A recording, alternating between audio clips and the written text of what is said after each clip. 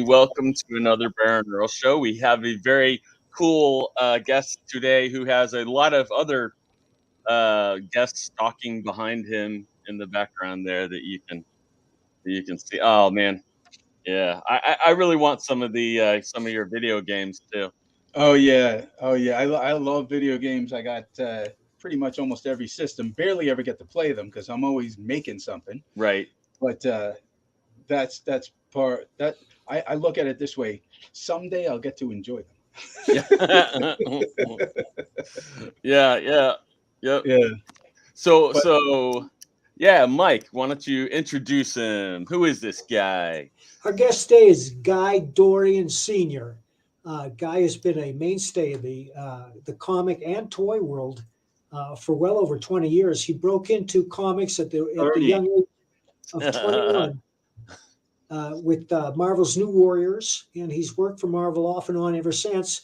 He's also done quite a lot of work on G.I. Joe, and you may have seen some of his covers for G.I. Joe and interiors.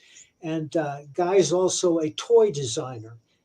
And I believe that many of the toys that are standing behind him, he may have had a hand in. Is that true, Guy?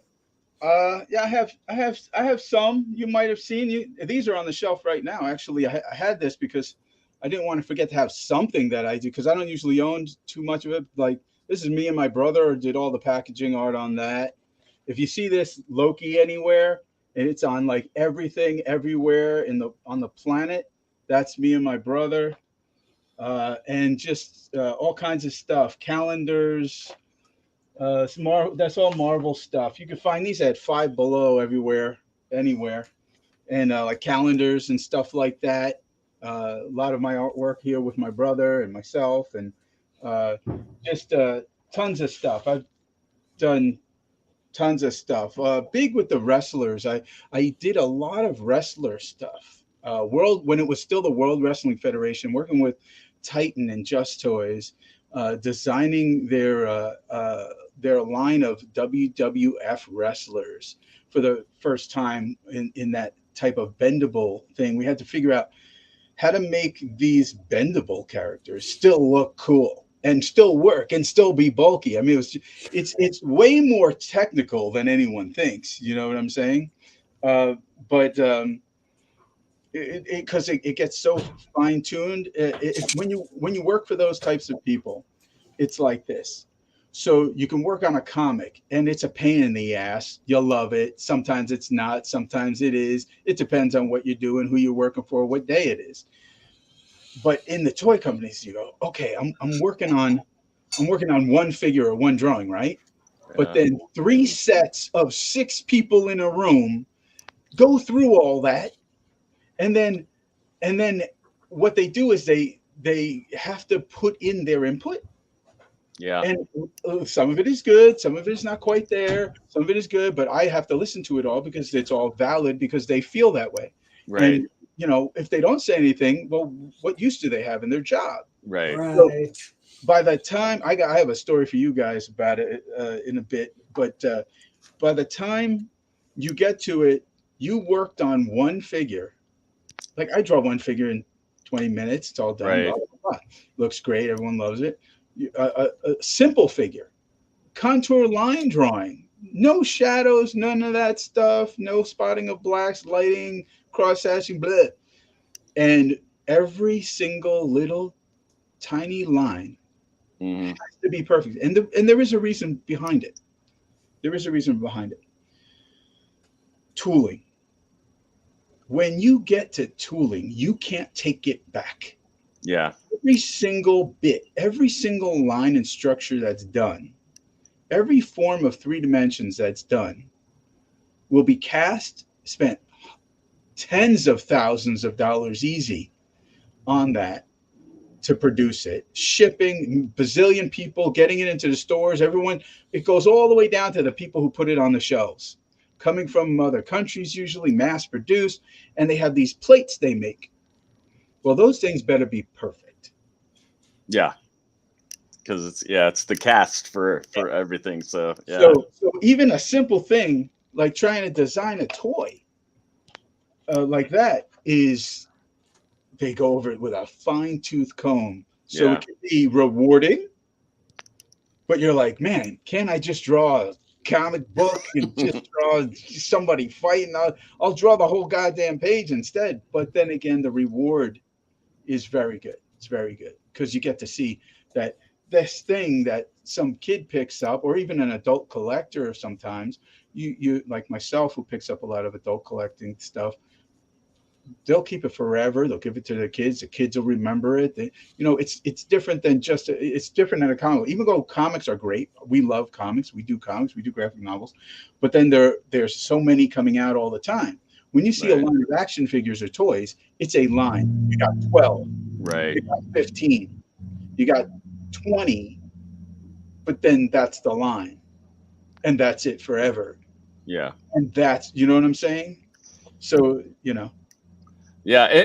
So, since you have to be so perfect on that stuff, have you kind of always had that as part of your personality, or is it something that you developed, where you're like, okay, it has to be as perfect as possible, so I'm going to make it as perfect as possible. I'm well, just wondering if you've yeah, had a little bit of yeah. a perfectionist. Okay. All right. Oh yeah. Okay. So okay, early on, I think it comes from this is I when I was young, I was I was told I was very good at art, and not just a drawing, just fine art and things like in that world, and the perception, because Right. and I had this high academic level. I was taken out of regular classes from second grade all the way up. And then in sixth grade, I was at a school for the gifted that they made, like the school Fame from the movie Fame. Yeah. They made one like that, and I was able to go to it. But for 2 years before that, my brother was accepted, who was an absolute phenomenal illustrator and does and everything. He's great. He's working in Hollywood right now, and I wasn't taken for that. That gets under your skin, man. This is my identical twin brother, phenomenal, right? And they go, "We're taking him. We're not taking you." It's like what? But the thing was, is they were trying to build a school that had an array of students from all over the area. Well, they took my brother. They were only going to take one from each family, so they took my brother, which I think was fabulous. But that right there, think about it. That young, okay, Yeah. that Yeah. was Yeah. he went in fourth grade. I didn't get there till six, and I had to fight to get in. My uncle, because my father was gone when I was one. My mom took care of five kids, had six on her own. No college, no high school education even. Uh, but uh, it beats you down, man. Yeah. You guys, everyone's been beat down in this industry by somebody in some way and somehow. Yeah. It beat me down, and it made me go, I gotta be freaking awesome. Yeah. I gotta be particular. I gotta be better. And then when I was like 7, I met this kid in school who had just moved from China. His whole family. I befriended him. He brought me over to his house. Everybody's doing kung fu, hungar, and all this stuff. I'm like, what's going on here? They said, "Do you want us to teach you?" I was like, yeah. So they taught me and my brother till I was about 14, almost 15. So like 7, 8, almost 8 years. And it was cool. It was cool to learn, but it also instilled in me some type of discipline as well. Then going to the school, when I went to sixth grade, we had a college level artist who had his doctorate, who wrote a book. That's the kind of teachers we had. Yeah. So through that, it was like not good enough, not good enough, not good enough. And when you're in a room filled with only the greatest kids from around the area, the entire, Jersey area, it's like, oh my gosh, do I suck all the time? It's like, holy shit. So even if I was one of the best, we never look at ourselves that way. So that's where the perfection came in. I was poor as shit too. Yeah. Poor. I didn't have an actual bed frame till I was 13. I slept Wow. on a mattress on the floor. Yeah. So it's like, roach-filled mattress on the floor, roaches everywhere, all that stuff, What mice. town was this? Elizabeth, New Jersey. Smart. That's where my wife was born. My condolence. No, I love. I know. No, I'm only kidding. I loved Elizabeth. She has mixed feelings about Elizabeth too. No, I don't have any. No, I don't have. I don't want to get. I loved Elizabeth. I loved it. It's just my mother was from Newark. We had this association with the rougher parts of town. Right. And the way I grew up, it was drug dealers outside my window every night. Yeah. Right between the gas station, there were gang fights in the gas station or out in front of my house.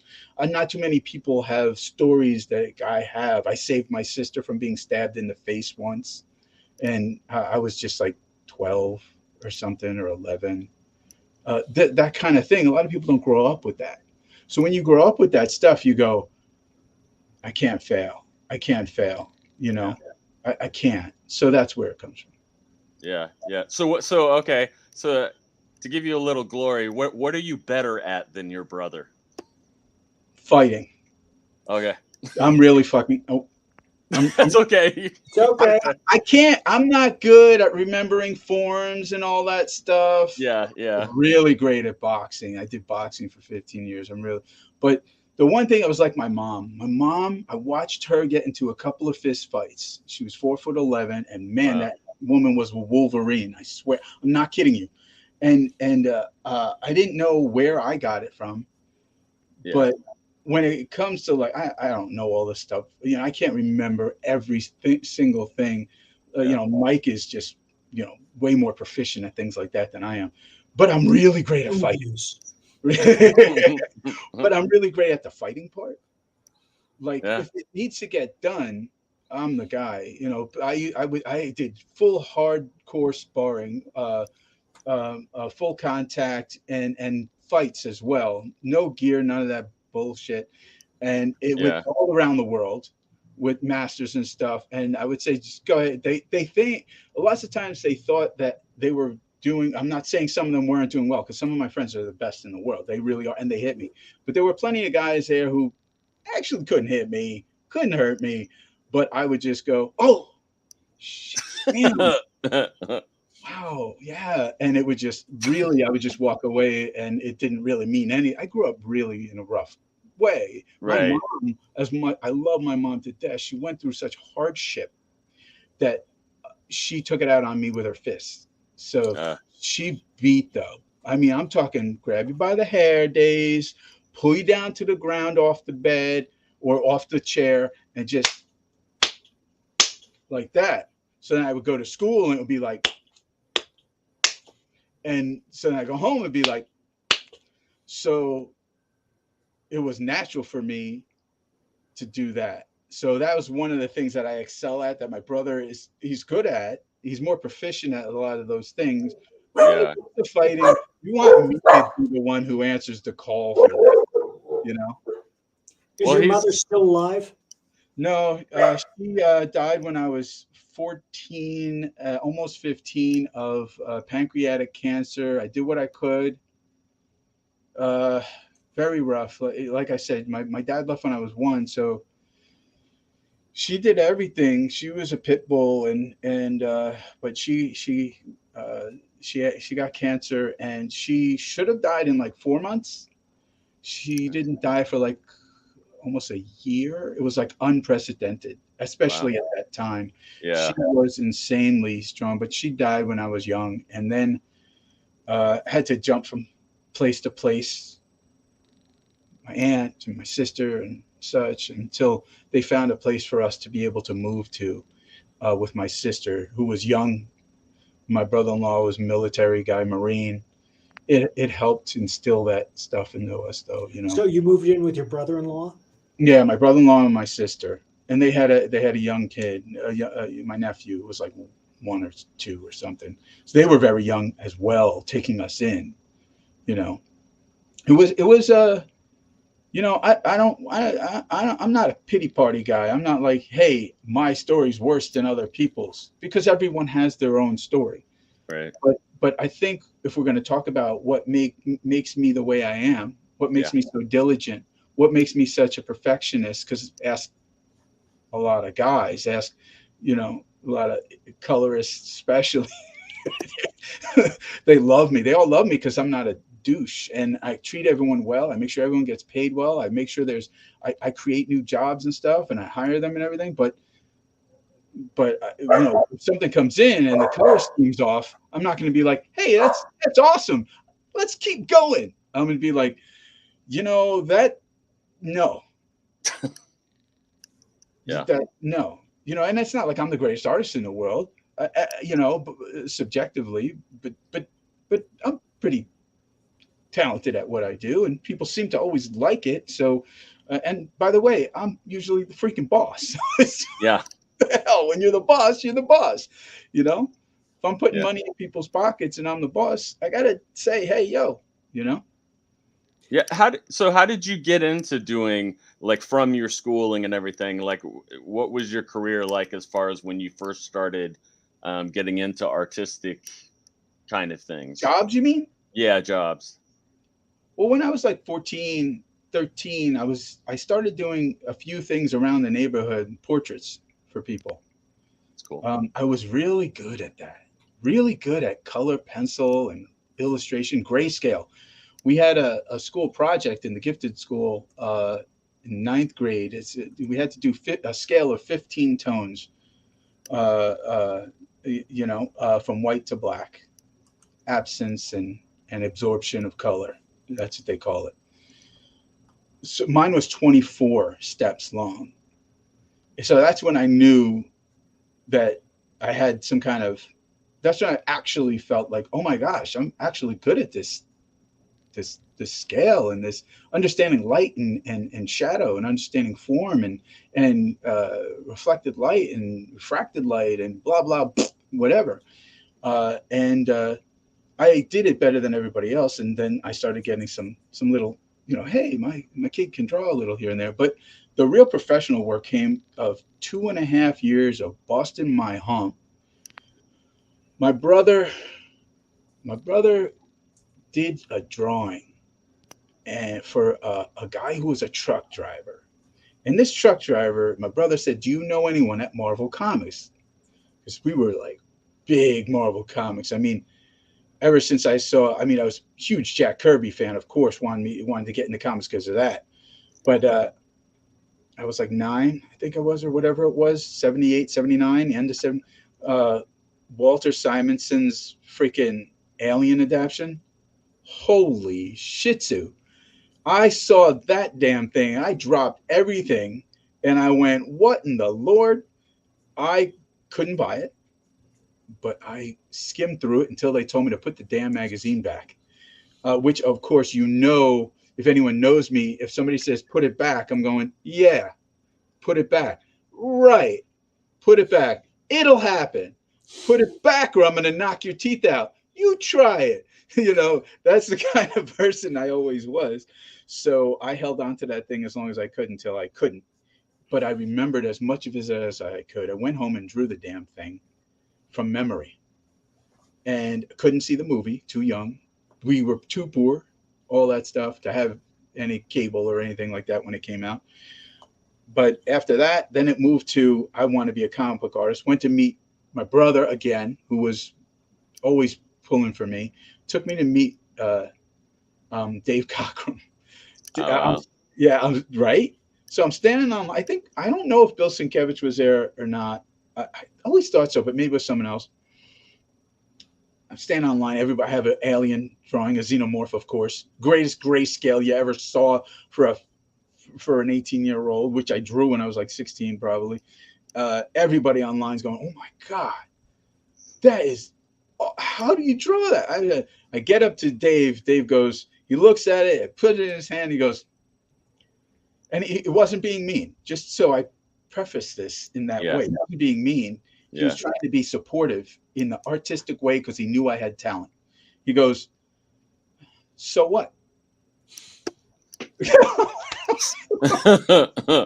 Thank God it wasn't Neil, Yeah.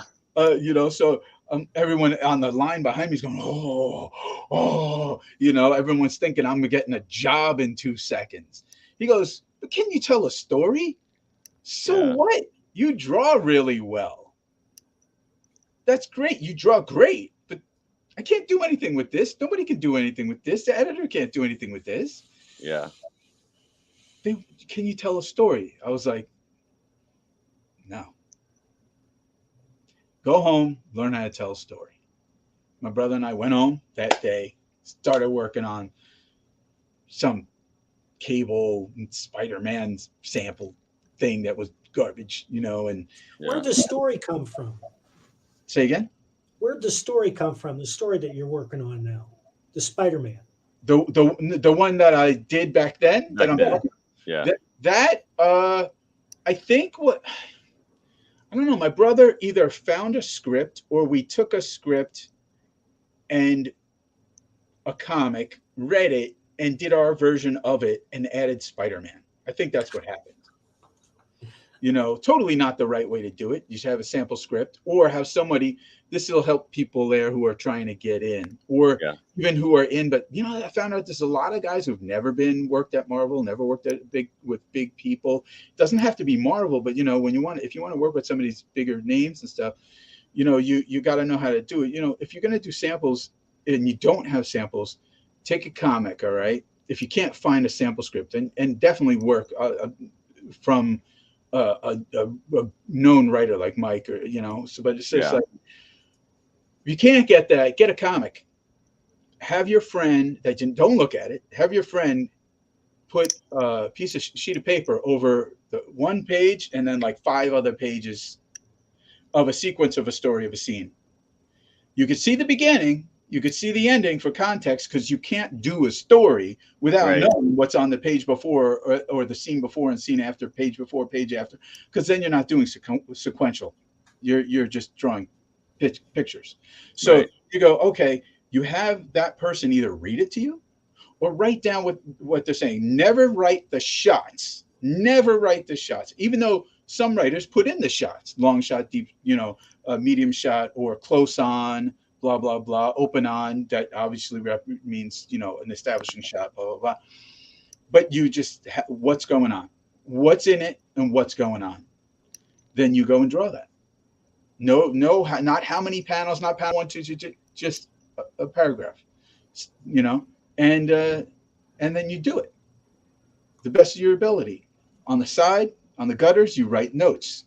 What is this? What is that? What is this? What is it? Why is that? And then that helps the editor to see, because if he doesn't have the actual script, he needs to know, or she needs to know, what the hell you were doing and Yeah. where it came from. So that was the thing I did. So there you go. A little bit of how I did it and to help other people, Yeah. Yeah. Oh, that's good. That's what we like. So Well, then, you've gone on to write your own stories, haven't you? I've written some stuff, nothing major. I've taken other people's writing, I would say, and adjusted it. We'll say that, and stuff like that. Uh, we'll leave it there. Okay.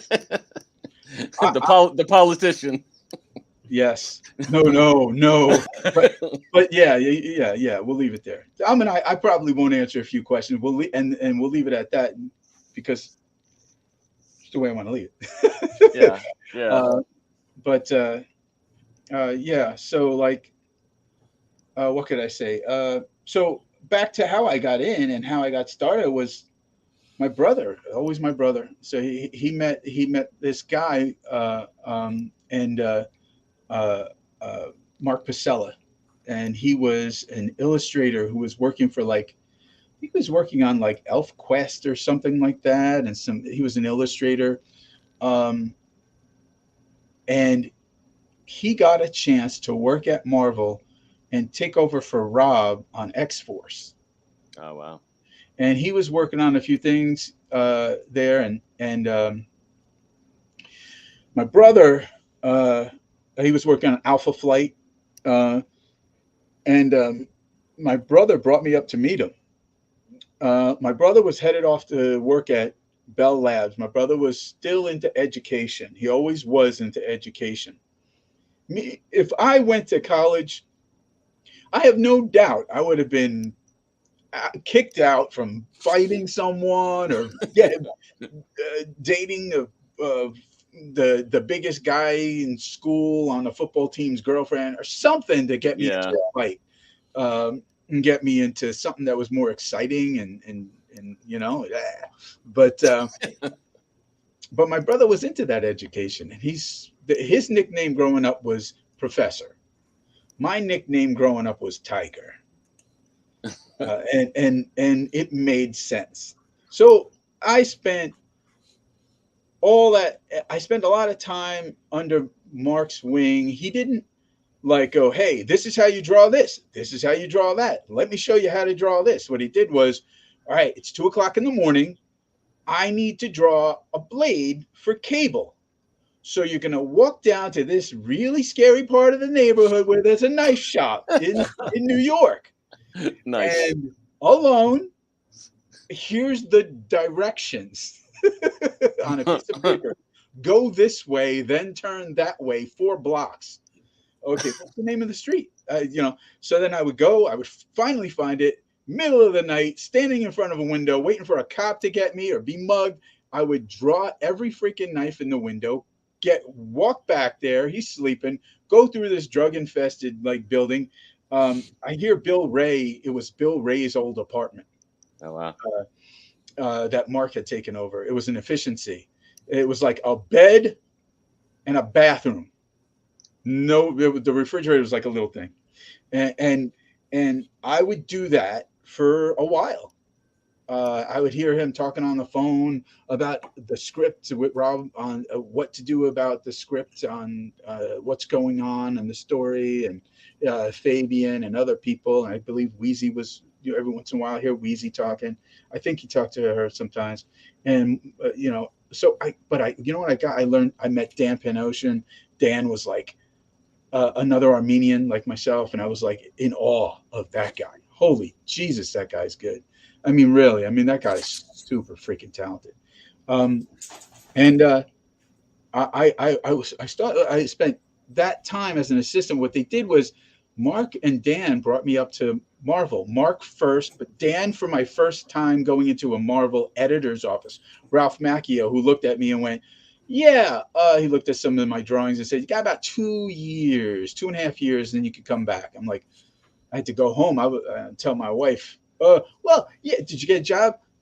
No. I got it's a couple of months, 2 years, Yeah. So what are you going to do till then? Oh my God. But scratch and crawl. I would use any money that I had. My wife was letting me take the money. The only money we had, no food, no heat, no hot water sometimes, because I needed money. My aunt helped me out a lot with that stuff, with money. She always helped me out with things like that because my mom was gone. It's her sister, my Aunt Trudy. Yeah. And my brother got me my first art table, drafting table, because I would only draw on a piece of cardboard. And he's like, you got to draw on a table. I'm like, I draw anywhere. I don't care, because we didn't have anything. So I would take crayons and draw micronauts from Michael. Mike was golden. It was just, come on, Michael Golden. It's just like, what is this guy? It's like, what is that? That's insane. Incredible draftsman, isn't it? Yeah. So, so I did that. I got in to see people, and they all said the same thing for a while. I was a fly on the wall, though. How you can't do this anymore? Nobody can do this anymore. I was at Marvel with John Romita at his office. Yo, what's up, John Romita Sr.? How you doing, John? I bumped into John Buscema at the office. Who gets this? Growing, people, you'll never. No one. People today coming into they won't get that. It was still the news. They still had the bullpen. They still had the bullpen. I would walk back over there, and it'd be like, "Hey, guy, how you doing?" So everyone knew me. But I didn't. I was getting like work that was never going to be published and stuff like that, and I was fine with that because it was fine. So I went in. I started finally after 2.5 years. I got work. Pat Garrett, he gave me work. He was like pity work. He's like, here you go. Here's some Daredevil. draw it. Will it ever be published? God only knows. It's in his hands. But here you go. So I did that. My first thing I ever sold to Marvel actually was a double page splash I did in the office Herb was working in. God damn, I don't know why I'm forgetting the editor's name. Shame on me, but it was so long. It was actually, Mike, I've been working in the industry for almost or over 30 years. I'm Yeah. 52 now. I started when I was 20. My first actual work when I was like, when I got paid, I think was a 19 or 18. So, and I'm 52, almost 53. So it's been a while. So I got, I went up, and the last day, I said to my wife and to myself and to everyone else, if I don't get a job, it was 2.5 years. Everyone knew me. Yeah.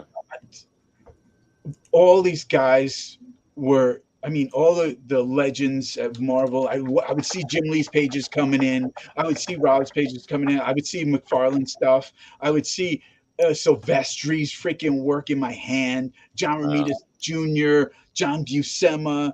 I mean, Steve Epting. I mean, these great guys. They'd be like, "Hey, guy, how you doing?" You know, Bob Harris would be like, "Hey, guy, you want photocopies of that stuff? Sure, I'll have the intern make you photo." Who get what? What? It was like you can't get it anymore today. Yeah. I was such a lucky guy, and finally, I got a job, and I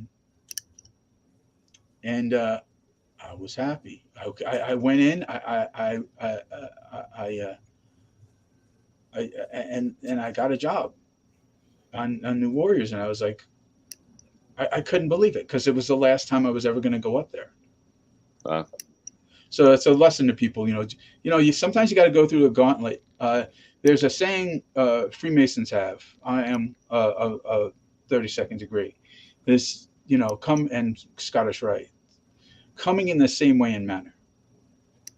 So you wanna have it easy. You think it's easy, and a lot of people tell me that I had it easy for different reasons. I won't get into that, but it's a bunch of horse poop. I'm Yeah. trying to be friendly about how I say things, because Yeah.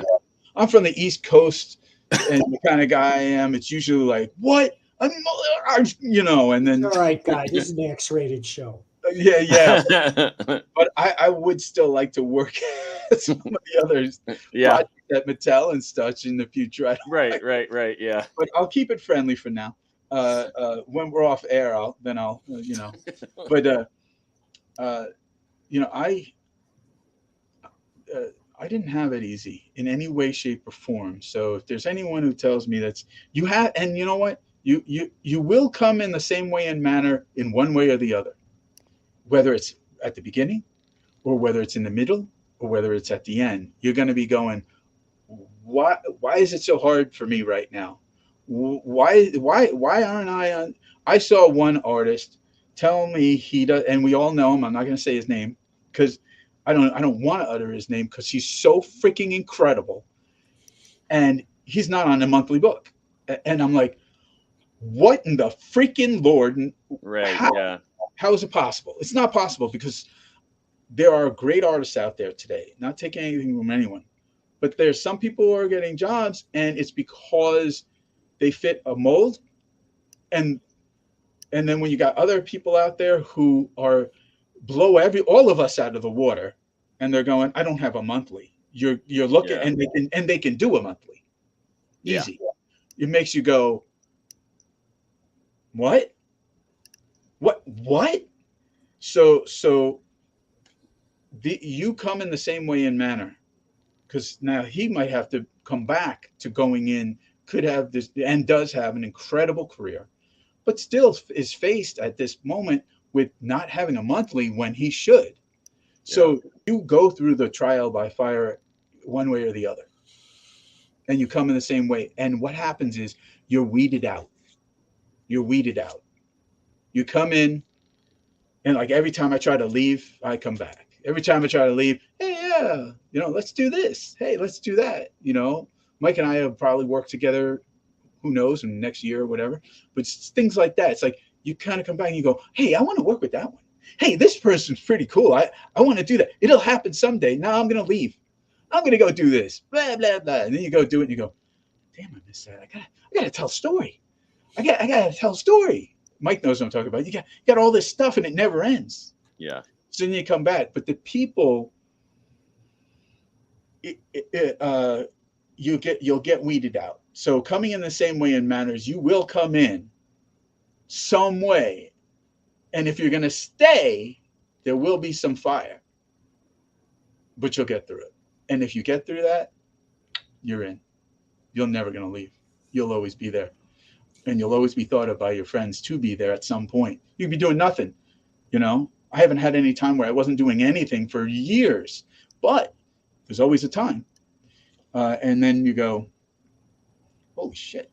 But then you go, wow, somebody calls you up from all those other times you did something and go. But the great thing that's going on right now, I like to stay in the past a lot, but you know what? Today, independent creators, they are the shiznat, okay? Because there's a creative renaissance going on, and Kickstarter and Indiegogo are the place that helps give a broader audience. You know, they say, oh, comics don't do well. Well, first of all, stop. It's like, what do you mean, guy? What are you talking about? I'm like, all right, let's take Marvel, for instance. So let's say, oh, there's not 40,000 issues on just a regular comic anymore. Oh, right. Night Thrasher doesn't put out 40,000 issues anymore, 30,000, 20,000. No, maybe 4, maybe 2 if it's out there. You don't know. But that's not true also, in a way. Because you go, all right, a lot of things are digital now. Yeah. If you have a subscription, you're subscribed to those online. A subscription service. DC has a subscription service. Marvel has a subscription service. Digital purchases. Nobody knows about those digital purchases. Yeah. What if you purchase a pack of books or a series? Nobody knows. Nobody can count those. And if you go and look at these apps, you go, hey, well, how many were sold? It gets up to like 5 million or 10 million, which are who are enrolled in that monthly at 10 or 15 or $20. That's all purchases, but it's not counted as comic purchases. Right. See what I'm saying? It's just in digital form. It's in a different form. So a lot of people say, oh, comics, bro, they're not selling. Oh, they're dead. They're never dead. And then we go into our independence. In 2020, about $20 million crossed hands for independent creators. They're not independent creators, so everyone knows this. You can be a creator like me who works with a lot of people, a lot of the greatest people on the freaking planet. It doesn't matter, like Mike and everybody, but it doesn't matter. You're still an independent if you're not one of the big two or whatever. You know what I'm saying? Yep. That said, it's a great renaissance right now, man. You can say what you want. You can do what you want. If you don't want to say anything, I don't like saying anything. I don't have to always say something. I don't need to. I don't have to stand on a pulpit and go blah blah blah. Screw that shit. Screw that shit. Anyway, you guys, this is peripheral, but it's interesting. You may not have heard about this. Brandon Sanderson, very popular fantasy writer, and he had 3 unpublished novels. So he started a Kickstarter to sell his 3 unpublished novels, and thus far he's raised $30 million. See, that's what I'm talking about. I always, Mike knows, I always have something new in the works. I say to myself, hey, will I go back? There are certain things I have to do. I told Herb Trimpe, who's a good friend of mine, I'm in the mold of Sal Buscema. Sal's been my inker for many years. And it's good friends with Herb, hung out with him at all the shows and all that stuff. And I fit that area. They worked on action figures and Parker Brothers, and Hasbro and all that stuff. And I was always in toys as well, and that kind of products and things like that. And I'm not a Neil Adams guy. I love Neil, but I can't. I'm not. if I wanted to change my style, I could Yeah. do it. I'm a fine artist, but I want to draw what to me is just fun. I carried Herb Trimpe comics, and it's not like Herb drew like Neil, but Herb, I couldn't pick up a book without it being fun, and it was just so much fun. It's just nothing else but fun. Hulk Yeah. smashing crap and fighting monsters. I was like, yeah, because it got me away from that shitty world that I had. Yep. And I carried it rolled up in my pocket, back pocket. Come on, let's go. Hold on. Put the book down. Let's go. Come on. Stop. And pick up the book, put it back in my pocket, roll that shit up, and bring it with me. You rolled the comic up. Oh yeah, right. No, you guys, you should. People still go after me. When I get new comics, any comics, I open it up.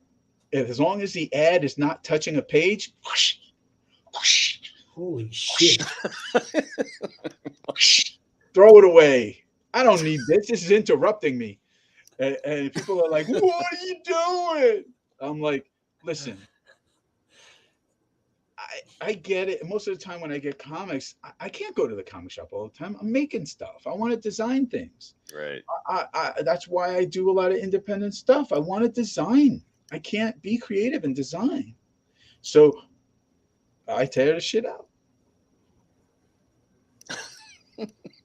It ain't your comic. It's mine. I paid for it. Go away. But I love the renaissance of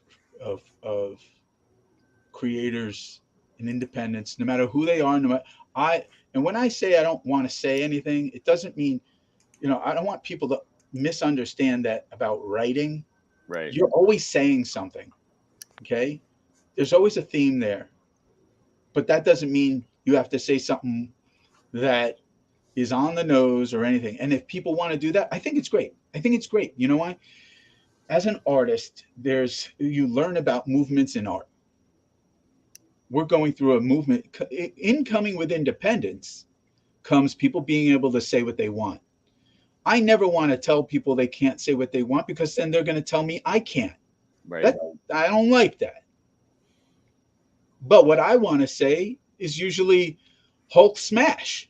I want to go to the store and I want to buy my Masters of the Universe, get the mini comic that I don't have over here right now. Here we go. Hold on. I got stuff at hand's length all the time because I have so much stuff. And there's that mini comic in there. Hey. Hey. So it's like, what the hell would a 52-year-old? Well, you know what? No one besides professionals of with skill have ever created the animations that people see that we grow up with. Scooby-Doo. These guys draw better than everyone. Well, in the past, and it's because they love products. They love the stuff, and you have to have a little bit of that in you. It's like a comedian. You have to have that. You can't not have that. I mean, you could be a dark person, right? Always kind of wants to be, and that's fine. But for me, I just want to see He-Man like fight Skeletor, dude. I don't want to hear your crap. That's fine. You go say whatever you want, and I do applaud everyone who does that, because you know what?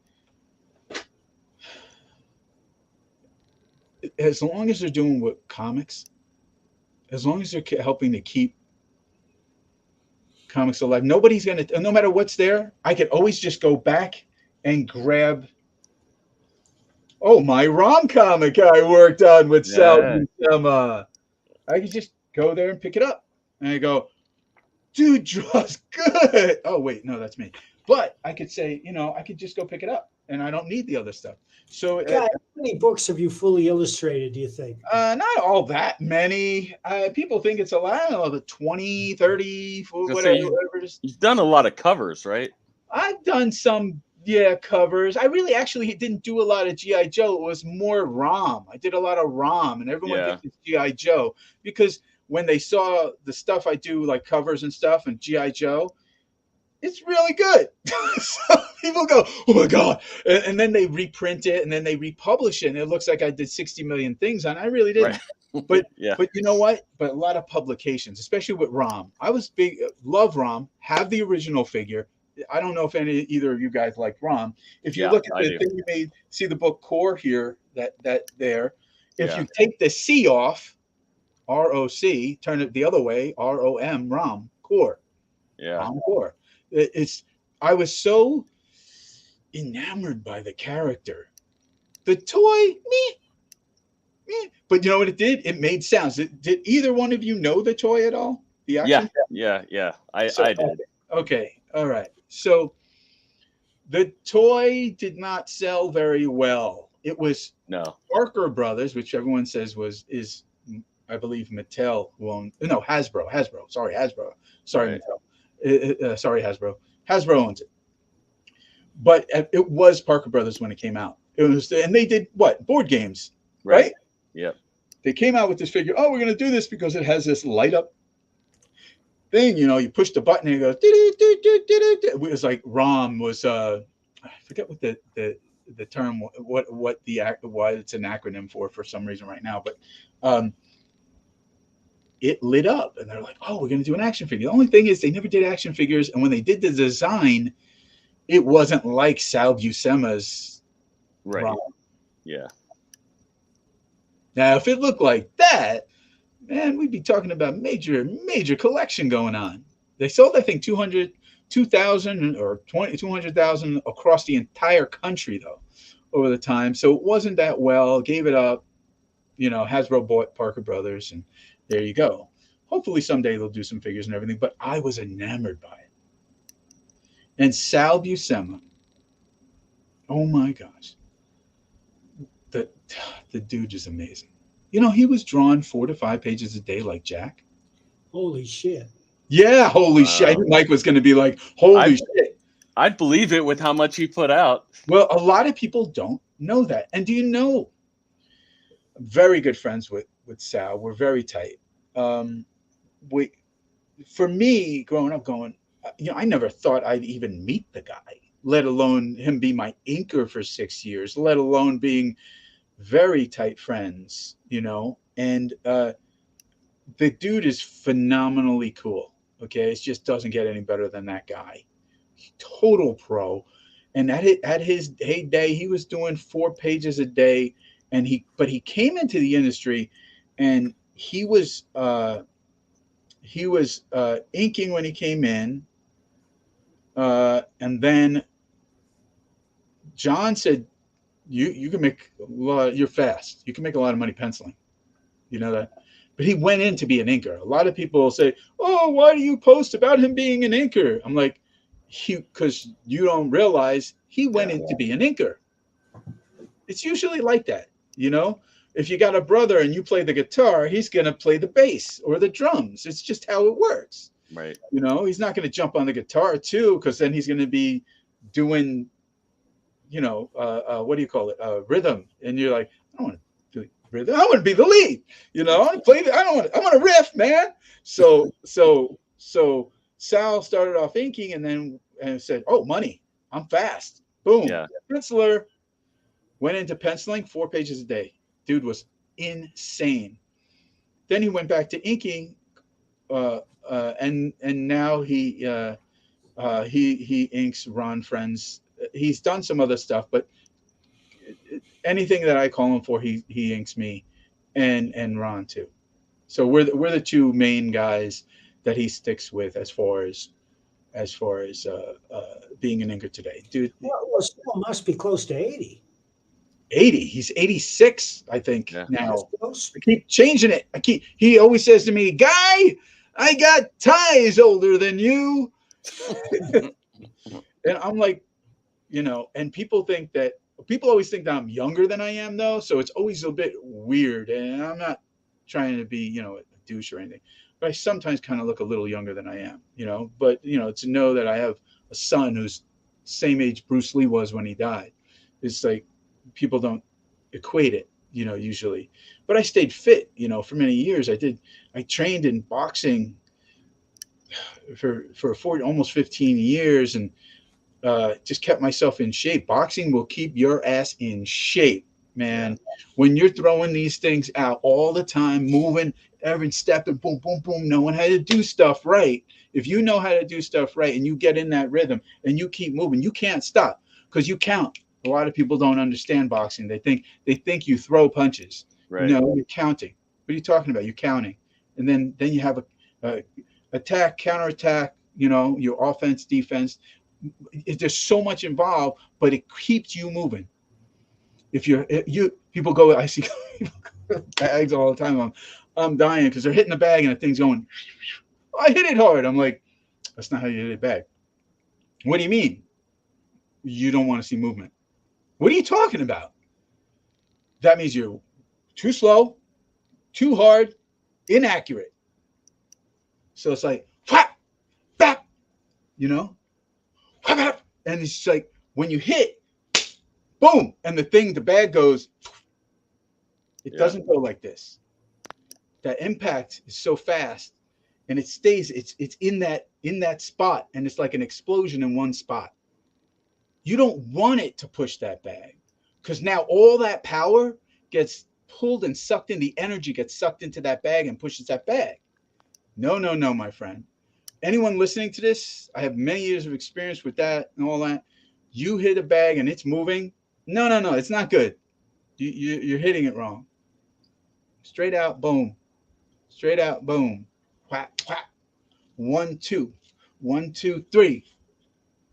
Bop, bop, bop, bop, bop, bop, bop, bop, bop. And then you keep the pace. Bop, bop, bop, bop, bop, bop, bop, bop, bop, bop, bop, bop, bop, bop, bop.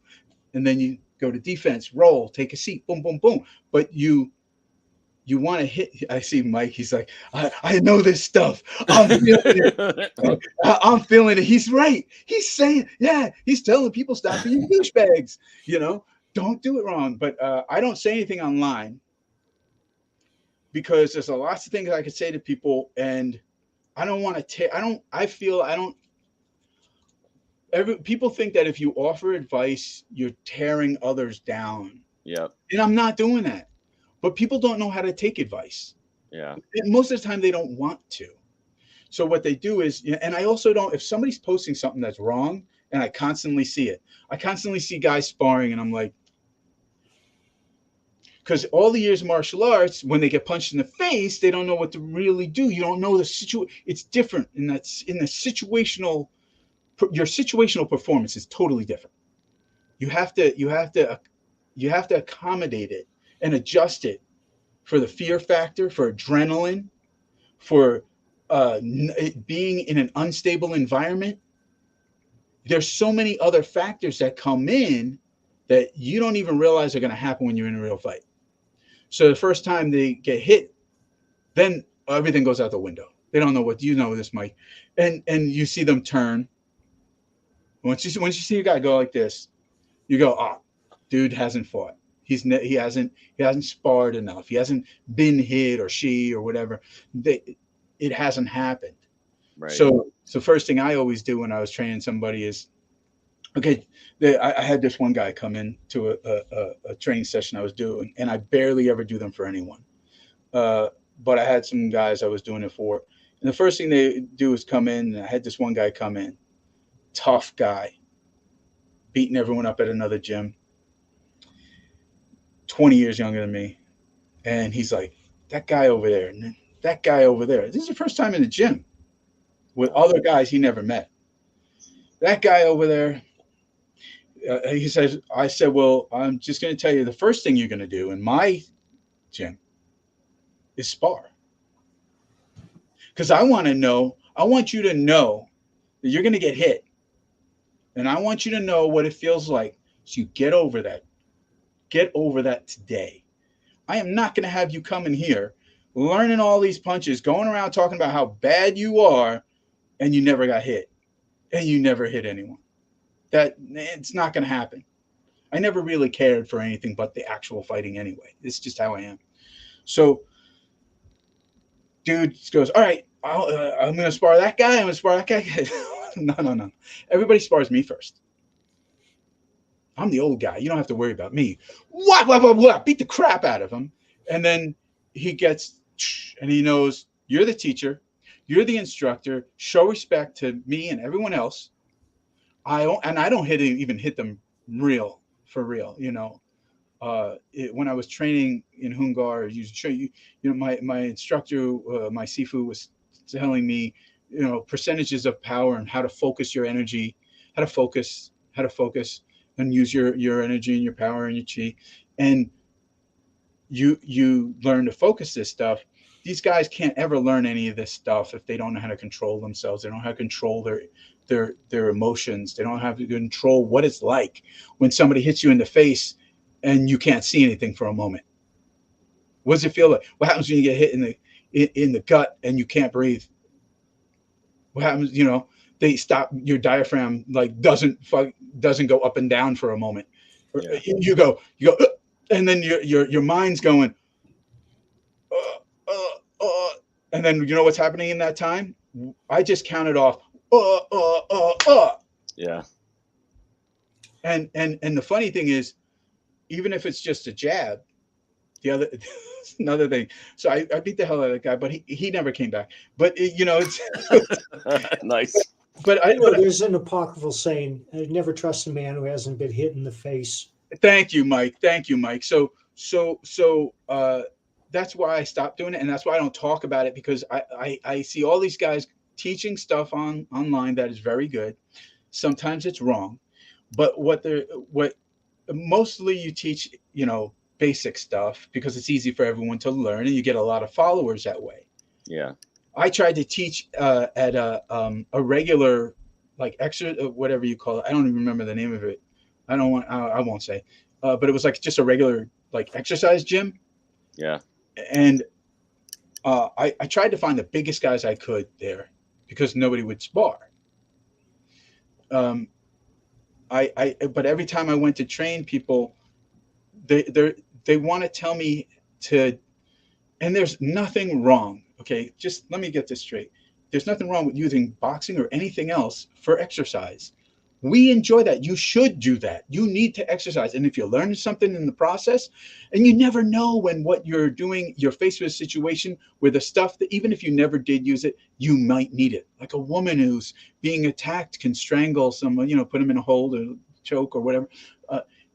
And, you can defend yourself. You can guard, parry, block, whatever, blah, and strike back. But all too often, I just would rather not say anything because, number one, it makes the other person feel who's doing the video like you're tearing them down, and they're going to have a group of people that no matter what you say, even if it's they don't know the answer, they weren't training for all these years, but they'll tell you why you're wrong, and they'll go and you son of a bitch, and then so you don't want to do it. It's not worth it for anybody. So I don't do it anymore. But here just now, it's the first time I explained a few things that people need to know. Okay, and always train up. Just so people, sorry you got me on this. Always train up. You always train up. You got to go to a guy who's better than you. You train up with a guy who's better than you. He's gonna, or a woman, anyone, whoever they are. If they're better, and they don't have to be better than you at everything. They have to be better than you at certain things. Maybe they're just bigger. Maybe they're taller, have longer reach.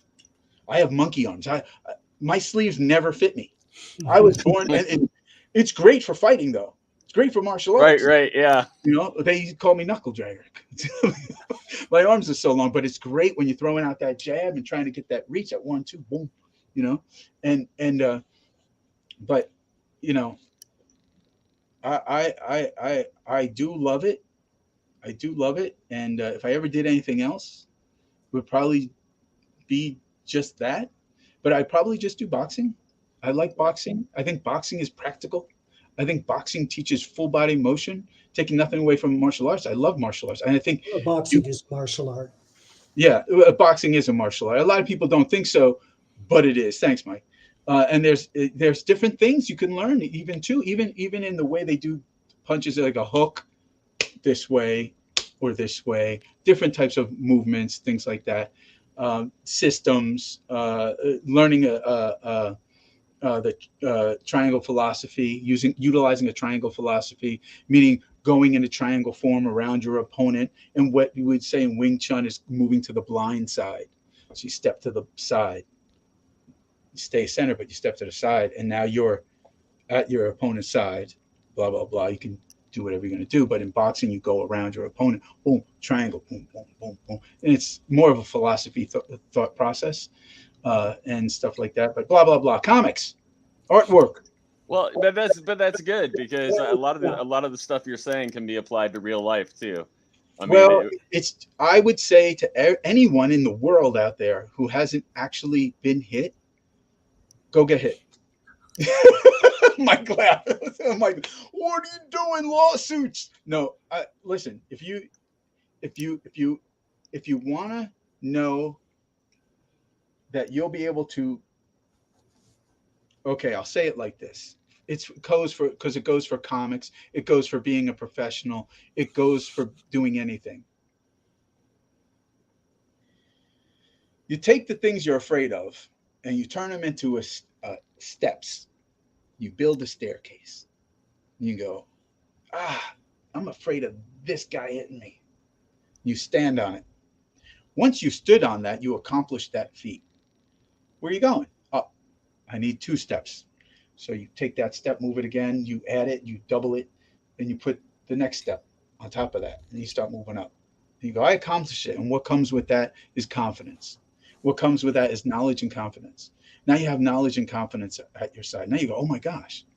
Now you keep going, and now you had to deal with it. When it comes to you, you still have that natural reaction to, right? But instead of going, you go, instead of getting hit and going, you go, whack, whack. This has been refreshingly different from our usual interview. It wouldn't Very be physical. if it didn't have some fighting or something. So, but you can do that with everything in life, and martial arts teaches you that. It builds character, it builds confidence, and when that's how you become a professional at something. The difference for everyone out there is what's the difference between being a professional and not being a professional? Because some people are very good illustrators or writers, whatever. Decision making. It's about decision making. If you have the experience, yeah, but you need to know how to decide, and that might mean, hey, I got a deadline or blah blah blah. I got to get this done. If I know how to decide what to do with this panel, I turned it into a silhouette, but it tells a story and it helps movement of the page, and you utilize the backwards S, and it doesn't affect anything else on the page, and it creates a mood and a tone. Use it. It's fast, but it's smart and it's professional. You do it in a professional way, you get it done. But that decision, some people will sit there and they'll be like, should I use this? Should I do that? And what they all are usually is apples and oranges. People don't know that. They don't know, hey, I got to stick with apples. No, you don't. You can stick with apples. Do everything the same. That's fine. Everyone will know what you are, but at least you have the answer. Can you grab an orange? Sure. But does it matter? No. It doesn't matter. It doesn't matter. It's apples and oranges. But what you got to do is, if it says, there you go, Florida man. So what you got to do is, you go, okay, I'm just going to stick with this. That's my answer. Move forward. That is one of the biggest differences. One of the biggest differences. And try to get stuff done, Yeah. But I don't talk on social behaviors, but I will say, do what you want to do. And if you say, oh, well, if I do that, I might lose something else. Do the hard things. Thanks, Mike. You say it, Mike. Do the hard things. I got that from Condoleezza Rice, although It had been my philosophy before she ever said that. Yeah, I would imagine. It's it's always like that, and that's coming in the same way and manner. It's a way. It's a way of thinking. For me, intellectual properties are what I like to do right now, and I'm focusing on right now. They're not easy to do. Mike Yeah. knows. You got to go and sell yourself. I could draw plenty of pre-made characters that I love, and I will do Hulk someday, I'm sure, whatever. But because like I said, I told Herb I would, and Sal did it. I'm in that realm. I'm with those guys. Those are the guys. That's where I should be. And I'm fine with it. I love it. But I haven't drawn the Hulk, and they have, so not really drawn the comic. And I was like, every time I'm going to go do something, I'm going to do it. I go, hey, I got this idea. How crazy would it be if? And then I go, oh, and then I'm sitting there going, oh, I got it. Boom, bang. And then I'll call one person up or something. I told Mike about a thing that I'll be doing in the future. I haven't done yet. And I'm not doing it yet. And a million people, I'm good at that. I'm good at knowing how to put everything together. I'm good at knowing how to put people together. I have a lot of contacts. I'm like 6 degrees of Kevin Bacon. Is in the comic world is probably 6 degrees of Guy Dorian Sr. Because it's like everybody, I know everybody, or somebody knows me, somebody knew me, knew that, did that, was involved, so met me, whatever. It's always usually that. But I'm good with that. I'm good with that. I'm good with business. And when I want to start something, I usually do it. It's like, and I don't care if this one doesn't like that one said this one's like, I don't really care. If I act like I care, it's only because I have to for one reason or another. Otherwise, I don't care what anyone, I don't care what anyone thinks. It's not me to judge. It's not my job to judge people. It's not my job. Thank you, Guy. Yeah. Yeah. Is there are there places you like people to follow you if they want to keep up with your work? Oh, well, there's a few things. Can I plug a few things? GuyDorianArt.com for one. Yeah. Guy Dorian Sr. Art on Instagram. Guy Dorian Art on the internet, but I'm not usually on there. If you want to follow me, go on Instagram. Yeah. Because I can't.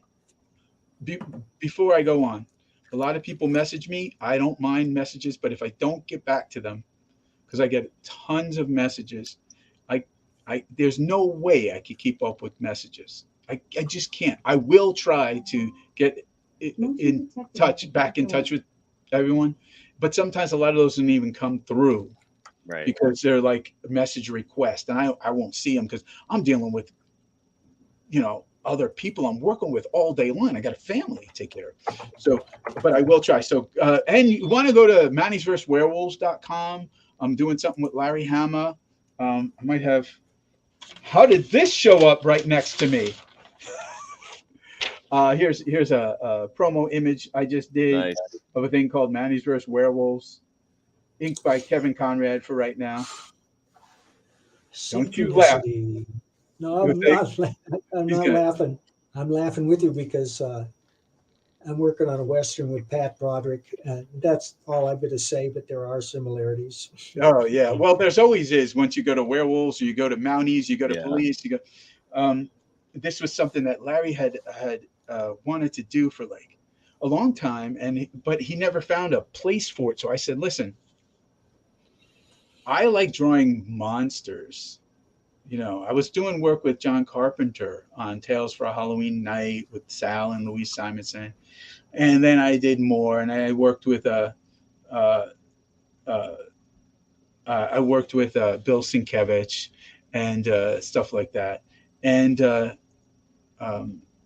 then I did a thing called Hyperbreed with Louise Simonson, and I was on there for a while.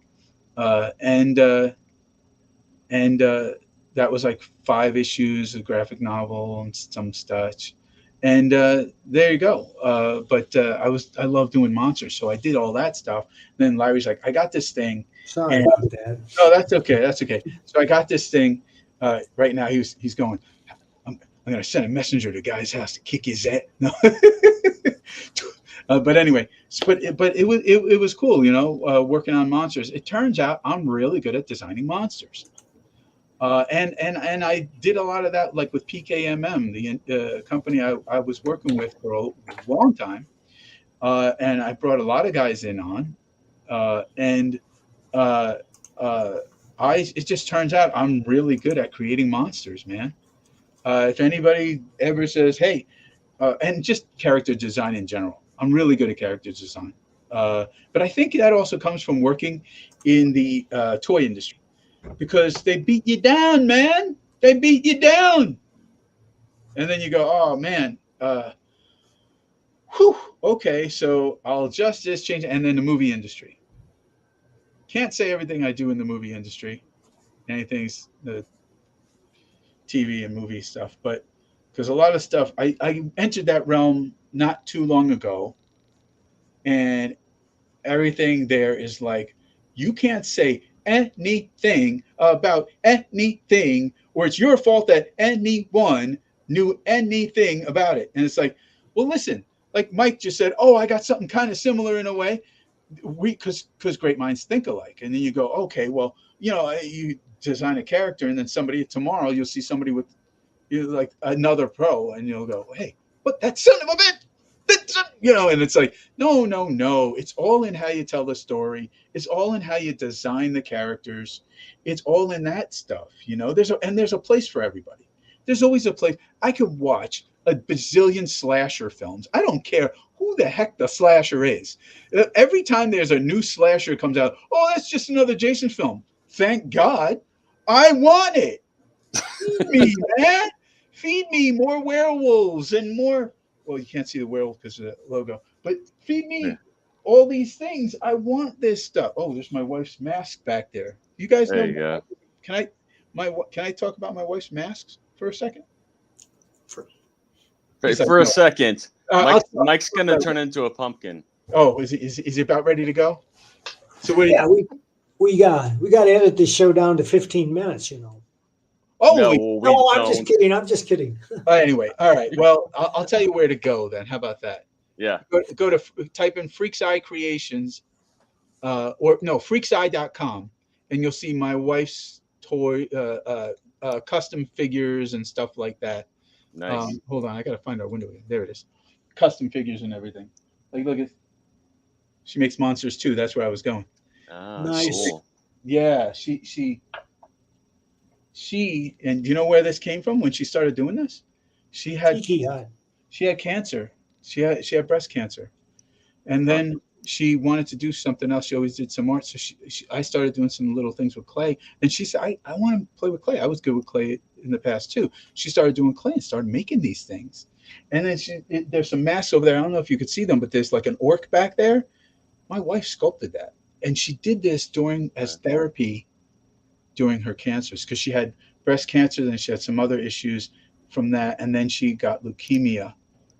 Wow. And then we've been dealing with leukemia. And Mike knows it was very, very, very, for the last 5 years, my wife was like strong as hell. But art came into it, But anyway, so you guys have any IP questions? I know Mike wanted to talk about that a little bit. Do you? Unless we got to end it. Well, I got questions, but not for the show. About this stuff that we've been talking about. Yeah.